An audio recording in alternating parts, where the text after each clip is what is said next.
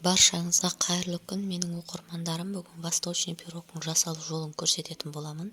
Ең алдымен таза құрғақ ыдысымызға тоңазытқышта тұрған сары майымызды салып, кубиктеп турап, үстінен қантымызды және де бір дана жұмыртқамызды салып, алдын ала електен өтілген ұнымызды салып, қамыр қопсытқышпен араластырып, қамырымызды елеп аламыз. Міндетті түрде сары майымыз тоңазытқышта тұру керек, және де жұмыртқамыз бөлме температурасында болу қажет.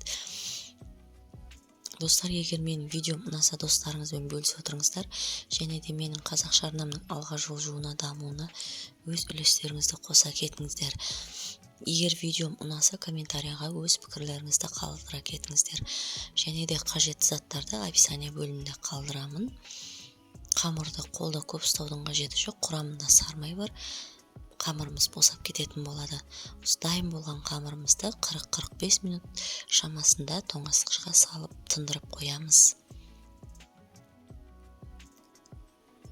Мінекей, менің қамырым дайын болып қалды. Мен 45 минутқа салып қоятын боламын. Және де видеоны соңына дейін тамашалаңыздар.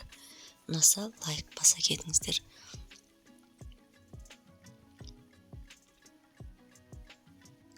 Менде 24 диаметрлік форма, ішіне қамырымды төсеп алдым, және де мен дәл мейіз жаңғақты алдын ала жуып, духовкада кептіріп алдым.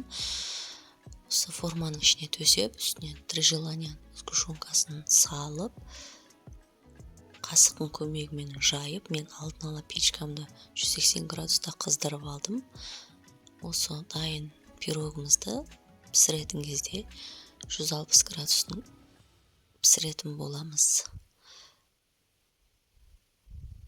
Мінекей, сгущенкамызды салып, қасықтың көмегімен төсеп аламыз.